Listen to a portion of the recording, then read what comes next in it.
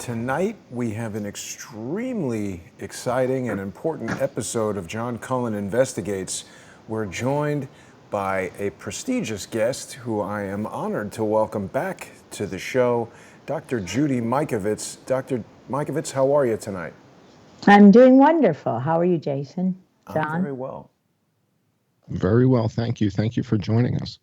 Yes, it's my distinct pleasure to introduce you to because Dr. Judy has done so much tremendous work in educating people to things that, frankly, we can't even really talk about here on YouTube.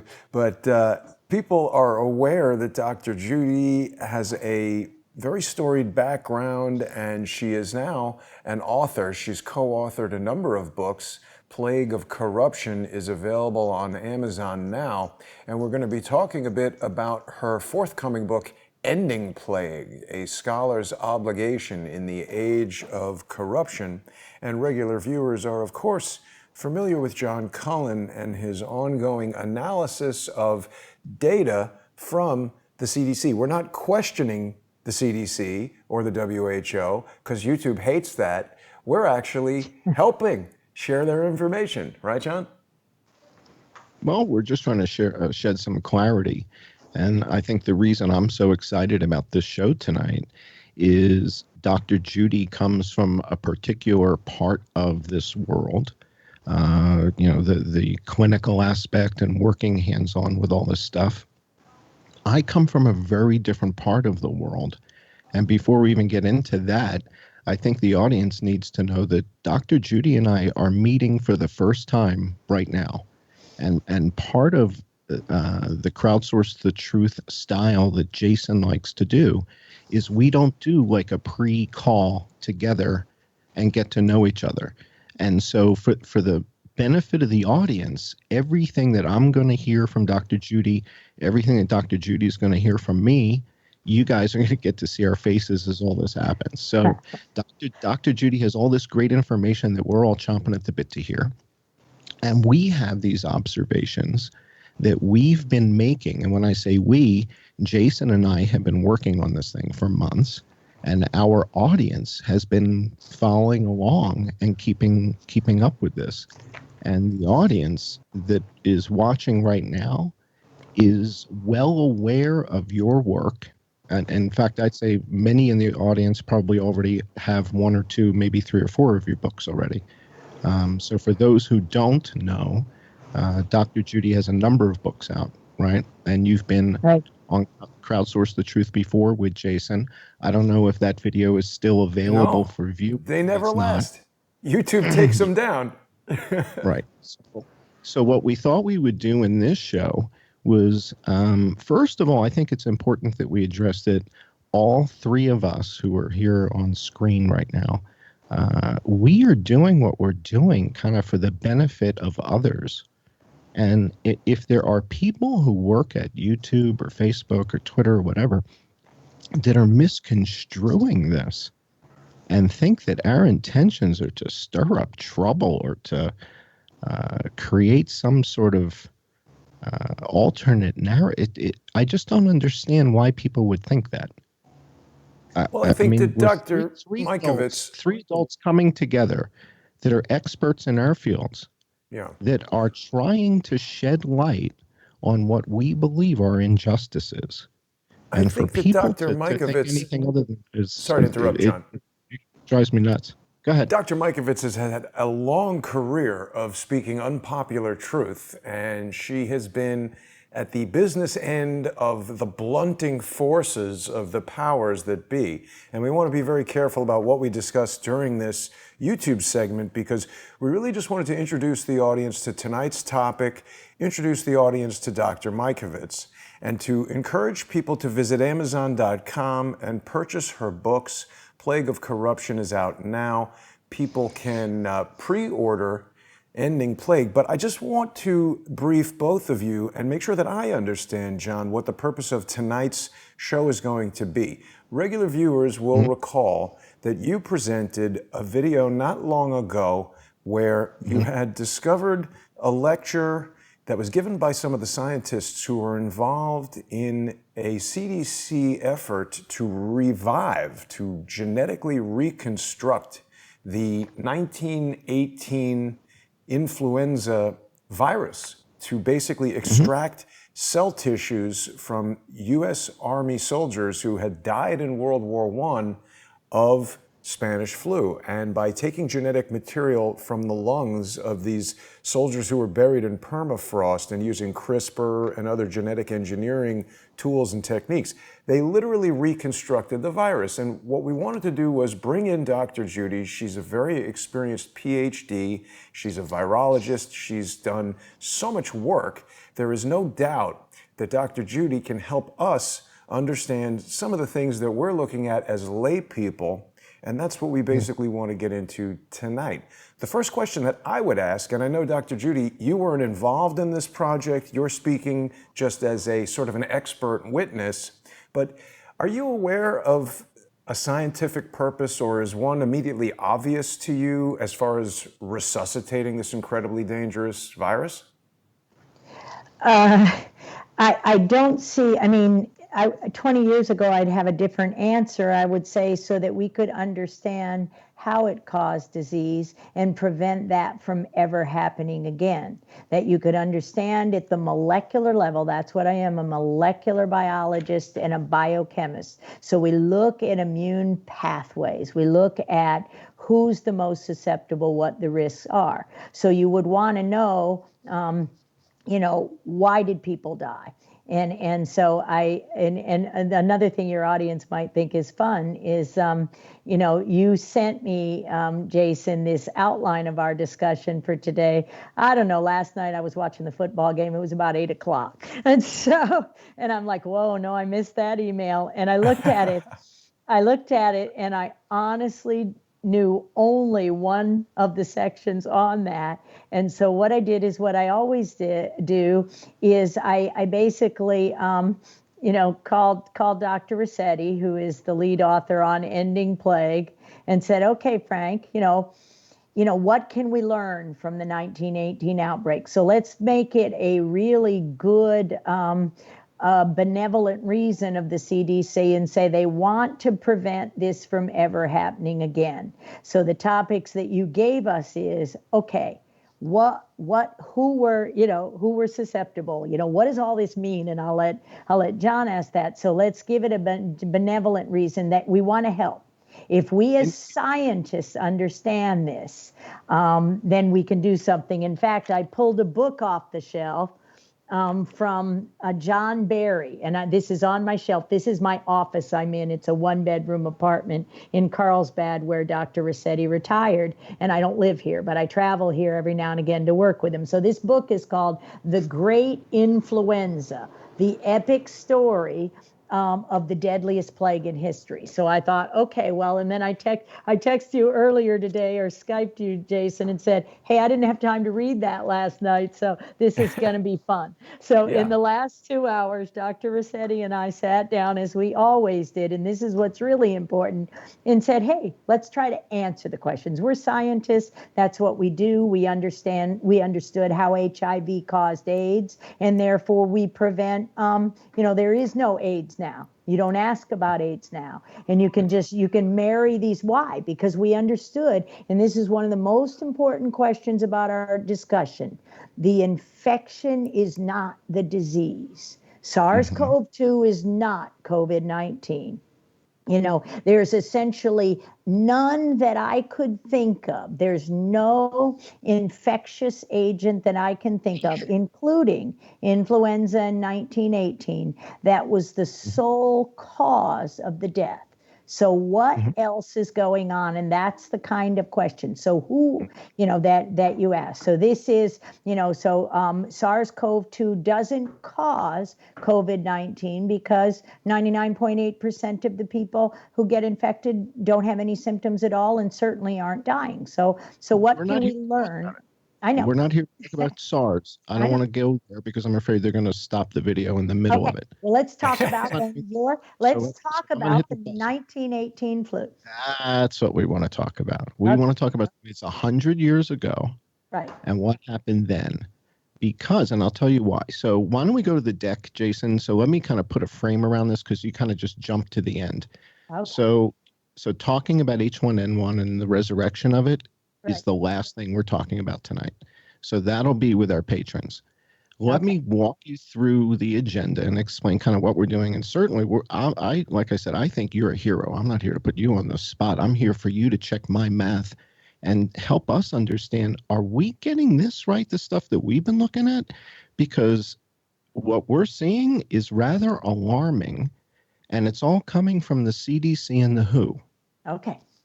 Okay, so if Yep. all my data is coming from the CDC and the WHO, I want you, a former CDC senior doctor. Nope, never worked there.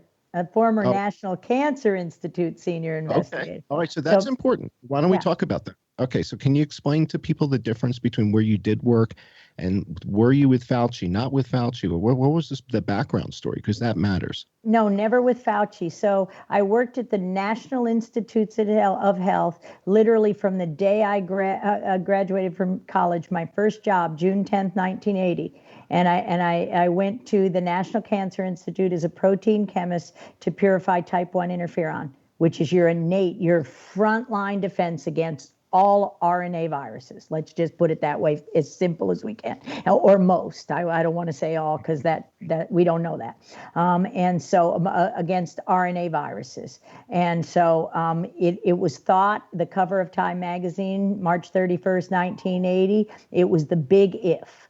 Is this the magic bullet for cancer? I do too, because it was the day before my birthday. My birthday's April Fool's Day. I'm a joke. I'm an identical twin. Yeah, it was a joke for a long time. And this is before there was a sonogram to my family, or travel, or pictures, or cameras. So at any rate, that was what I wanted to do. I said, that's what I want to do when I graduate.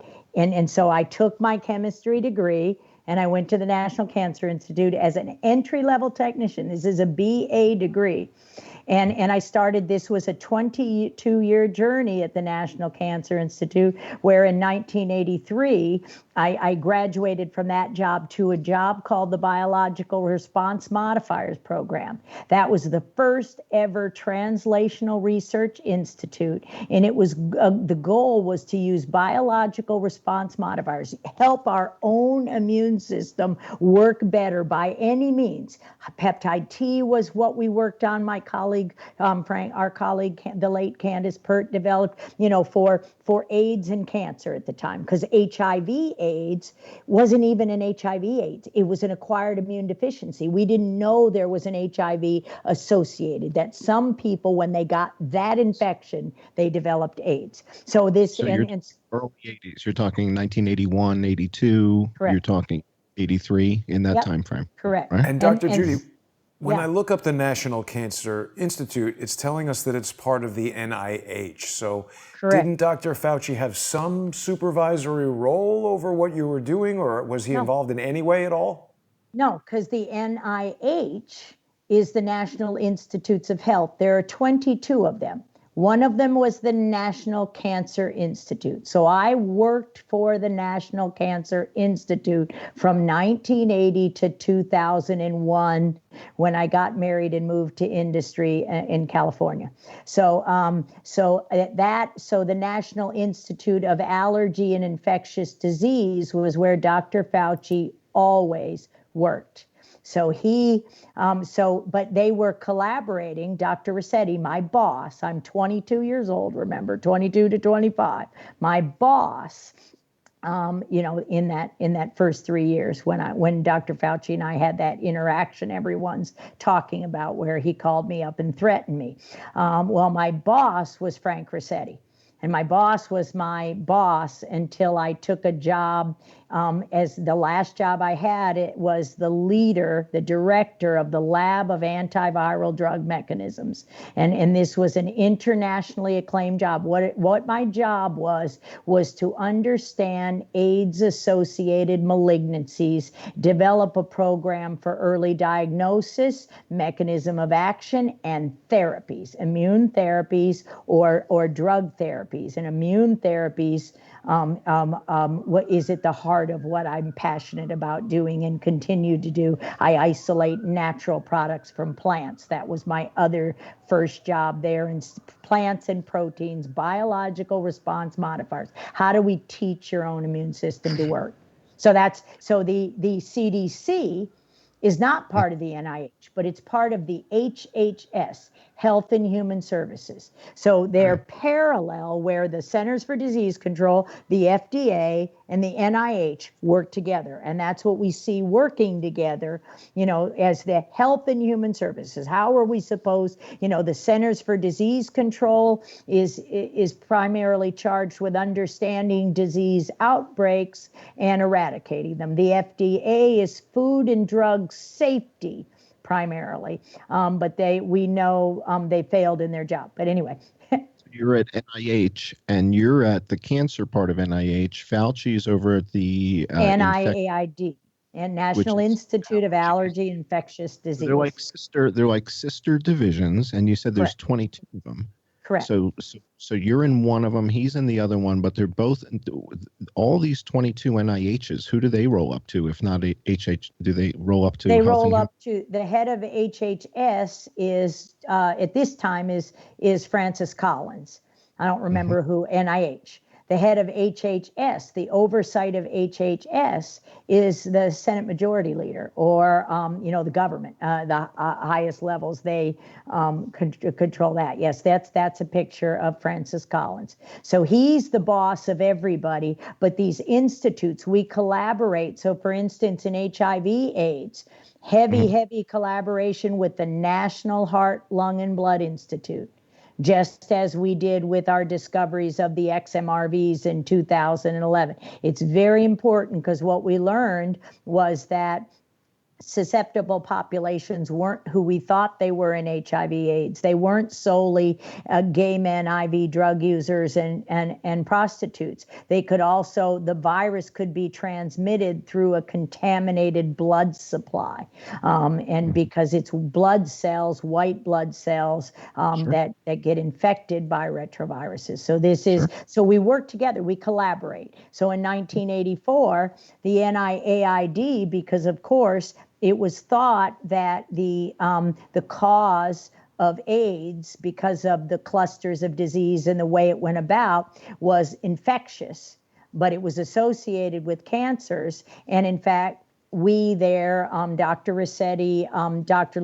worked with Luc Montagnier in France, who first isolated a strain of, we called it lymphadenopathy virus because it caused swollen lymph glands. And so and then it was changed to HIV, human immune deficiency, a causative or associated agent of AIDS. So we were there, we were working together. He called Frank, and I was actually in the office for that phone call, and asked, if we could help him confirm the isolation and teach him how to isolate it, because Frank Rossetti and Bernie Poise in 1980 published the first ever isolation and characterization of a disease-causing human retrovirus. Before that time, we were told, don't bother. He was told by John Cullen, don't bother studying human retroviruses. They don't exist. And I wonder if people have doubts, Dr. Mikovits, about a doctor with the last name Coffin. That's a bit scary. I don't want to get too far off. That's okay. That's the conversation. But I'm chomping at the bit to find out about your involvement with antivirals, because a big part of where this conversation is going to go is we want to talk about antivirals. We want to talk about oseltamivir. We want to talk about baloxamivir. We want to talk about Avigan and some of the various antivirals and how they're developed, how they're different from one another. In other words, how is a Tamiflu different from a Xofluza versus an Avigan, and that type of thing, right? Just conceptually, we're not making any recommendations to anybody. We're right, so we're not giving, but just the idea of how they work, and then the idea of what the viruses are trying to do to the cells. But I want to get back to the sort of the agenda that we prepared before we go to our patron only hour where we can really dig into the data. I just want to kind of give Dr. Judy an overview because, again, we're meeting for the first time, and you just shared a whole bunch of your background with the audience, and you're probably wondering, all right, so why am I talking to this guy with the hat and the sunglasses, and what is he? Well, and that's okay. It's funny because Charles wears a hat on the weekends, and nobody gives him grief about the hat. Right. So it's clearly the sunglasses. But my background has to do with that map. So if you go to the next page, Jason, real quick, I want to show Dr. Judy just a couple pages in the deck. And so one of the questions that, you may be saying, why are we doing this show and really not getting into the big topic that everybody around the world is freaking out about? Why does this guy want to talk about the flu? Why are we talking about influenza from 100 years ago, from 1918? What isn't that like talking about the World Series from 1947? I mean, it seems a little bit kind of strange. Why would we go there? Because baseball's still baseball? Well, sort of. And there are rules to the game. Right. Well, that's the excellent key. point. There's rules to the game. There's rules to the game. And so what you're going to hear now for the first time is that this map that you've seen on television, can you go to the next page, Jason? I think the next page. Oh, yeah, let's go back then. All right, so the map that you've seen on TV, I helped put that together 30 years ago. So I'm a whistleblower. Okay. I built this thing. All right, now I didn't build this iteration of it, but I put the map and the database that's running on together 30 years ago. All right, I'm kind of the architect of the system. And when Jason asks me to look into this and says, there's something more going on here than bat soup. This is not some kid touched a bat in a wet market. There's something going on here. And so as soon as I saw the system and I saw the map, it would be like if somebody brought something back to you that you had worked on early in your career. Right. And so this was 30 something years ago. I built this thing. This is late 80s. Okay. Very cool. Like okay. 88. All right. So Jason says to me, you got to look, you got to check this out. So I go to the map, and how long would it take you if somebody brought you one of your old research projects and took it out of the drawer, literally from 25, 30 years ago, and handed it to you? That's what they did here. I took one look at this and said, why is Vietnam red? Why is Cambodia red? Why is Laos red? There's nobody dead there. If there's nobody dead in Laos, Cambodia, and Vietnam, how is this a global pandemic? There's 24.5 million people in Taiwan and 7 are dead. Nobody's looking in the right place, Dr. Judy. Right. Everybody's looking where they want you to look. Everybody's looking in Italy and France and Spain. And I'm looking at Vietnam and Cambodia and Laos. And I'm looking at Mongolia. I'm sorry to interrupt, but we're getting very close to the end of our segment here. And I want to make sure, first of all, that people watching are aware we're going to be getting in depth with Dr. Judy Mikovits in just about 5 minutes on Subscribestar and Patreon. People who are already sponsors of the show can join us for that exclusive content. Other people can go to subscribestar.com/IamJohnCullen, patreon.com/IamJohnCullen, or Subscribestar or Patreon/crowdsourcethetruth. And it's also very important for our viewers to check out Dr. Judy's book, Plague of Corruption. If you haven't already read it, you're going to want to make your way over to Amazon.com or perhaps a retailer that's not controlled by the CIA, but purchase the book, Plague of Corruption, Restoring Faith in the Promise of Science. And also, we want to make sure everybody knows that Dr. Judy has a new book coming out in April of next year. You can pre-order it now. This book is titled Ending Plague, A Scholar's Obligation in the Age of Corruption. John, give us about a 1-minute wrap-up, and then we'll be off to the sponsor-exclusive segment. Sure. So let's just go back to the deck real quick. Go to the next slide, and we'll go 2 slides, and we'll wrap it up and go sponsor.